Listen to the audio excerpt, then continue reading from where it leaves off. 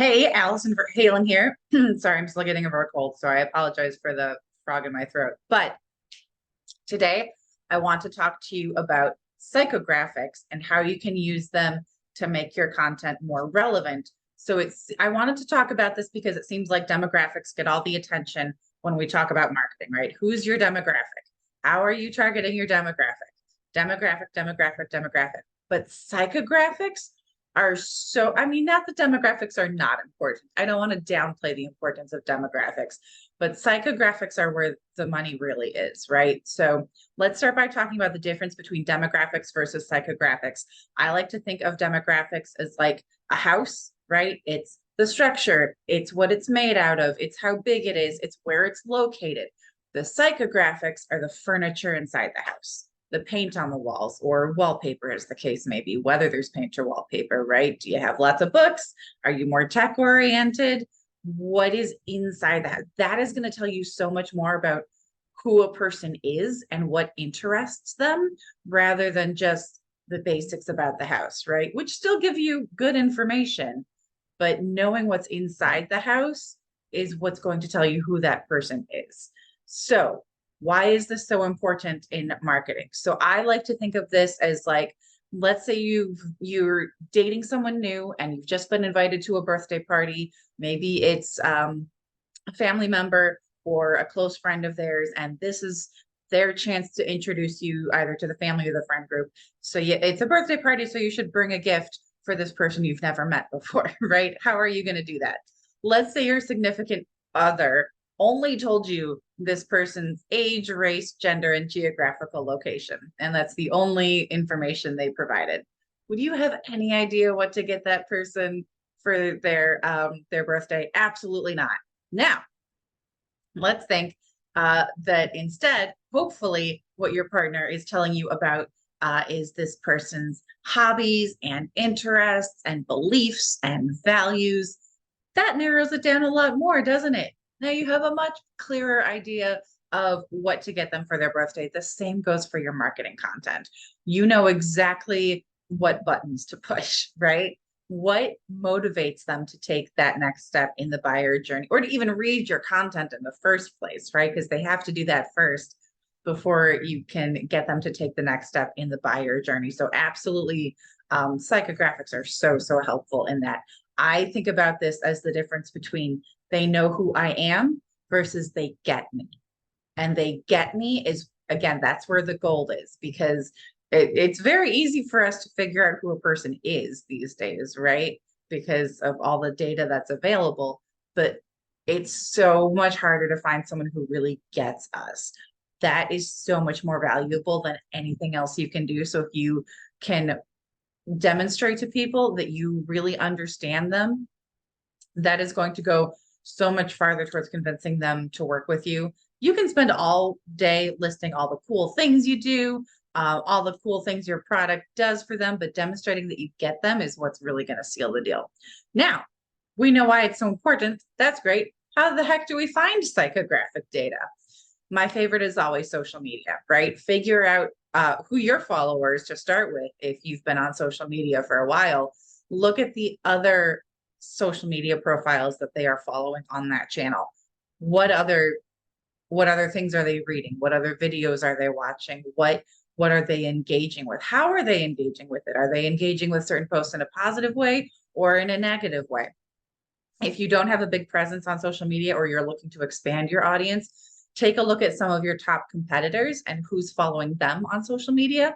And then you can look at their profiles and see, again, not just who else they're following, but what are they posting about? Because I mean, that's going to tell you more about them than anything else, right? Is what are they posting about? That is going to be the key to what they are interested in and passionate about. Next up, just ask. It's my favorite. Just ask. It's amazing what you can get just by asking. Um, Ask in personal conversations. Take note of what's behind people, right? Obviously, I have lots of books behind me. It's not a secret that I'm a big reader. I was just on a Zoom call with someone who had little Star Wars figurines behind him, right? So I know that about him now, that he has an interest. He's a Star Wars geek. Someone else made a Firefly reference in our conversation. So now I know he's a Firefly person, right? So just asking people in everyday conversations. But again, you can create surveys, you can create polls. Again, social media makes this super easy to create a poll, put it out. People just have to click. People love engaging with these. Don't overuse it, but it's a great way to get information. It's by creating a poll online. Surveys are great. They don't tend to get a whole lot of response. So keep it short is number one. You want a mix of multiple choice and having them fill it out. If they have something they have to write in, they're less likely to fill it out. But that's going to be so key to telling you the language that they use to describe your product, your brand, problem you're solving for them. That is key. So I do recommend having at least one question where they fill in the answer. But again, keep it short, no more than one page for the whole survey. And then also have some multiple choice in addition to that one question that they fill out. You can always offer a prize in exchange for having them fill out the question. Make sure it's something they actually want to get, right? Don't make it like a mug or a pen with your logo on it, right? No one actually wants to win that. Make sure it's like an Amazon gift card or some candy or something that will actually get them to motivate them to fill out the survey and turn it into website analytics. Can also tell you a whole lot about your demographics, right? And your psychographics, right? It's not just, Google Analytics automatically gives you a breakdown of your website visitors demographics. But if you take a closer look, you can infer some of their psychographics. You can find out how they found you. Did they click on a link from a social media platform? If so, which social media platform? Did they click on a backlink from another website? If so, what was that website? What are the psychographics of that website's followers like? If they did a search for you and found you via a certain keyword, what are they searching? And then you can look at what content they're consuming and engaging with. So what pages are they spending the most time with on your website? Because that's going to give you a clue as to which content is most successful for your website versus which content is not really getting the results that you want. Okay, so now we know what psychographics are, why they're important, and how to get those psychographics. How can you use them in your marketing? Number one, target their pain points, right? When you understand their beliefs and their core values, you get a much better idea of what is keeping them up at night. So target that. Talk about that first and foremost in all of your content. What is that pain point that you are solving for them? Next up, tell a story about them, right? I talk all the time about the importance of storytelling in marketing. It's great. But if you can tell a story that centers them, where they are the main character, that is gold. That requires you to understand their psychographics, right? Because a good story incorporates that hero's journey. You have to know what motivates them, what are their core beliefs, their interests, all of that. And again, use their language, as I talked about in the survey form. Having that little write-in section is going to tell you about the language they use when they're talking about you. Same with when you are in a conversation with a prospect or someone at a networking event. I actually did this one time. I was at a networking event a few weeks ago, and we were going into breakout rooms, and someone wanted us to give a little, just a little breakdown of who you are, right? Who you are, what you do.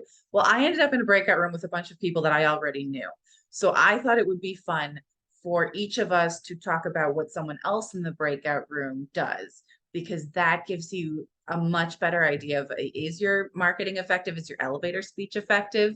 Do people really know what you're doing? Or do you have to tweak it a little bit? And again, if they do get it right, what language are they using to talk about what you do? So that was a lot of fun. So that's an exercise that you can do. Ask people what they think you do.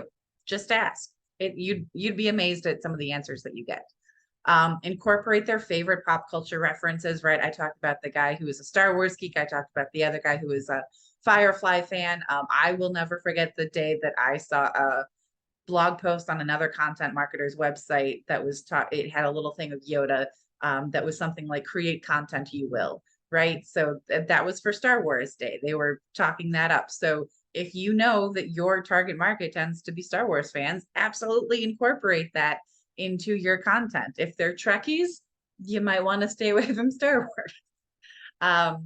And then distribute content on their channels. You have to know where they're hanging out online, as well as when they are hanging out online. Are they asleep when most people are awake? Are they awake when most people are asleep? Are they active on their channels on their lunch break or while they're working out or during some other times of the day? You have to know all of that in order to really get the most out of your content. So that is it. That is everything that I have for you today. If you have any other questions, you know where to find me. I'm here a lot. I am also on LinkedIn quite a bit as Allison Verhalen, and you can find me on my website, AV, as in my initials, Allison Verhalen. So that is avwritingservices.com, and you can email me directly at info@avwritingservices.com. That's it. Have a great week and happy blogging, everyone.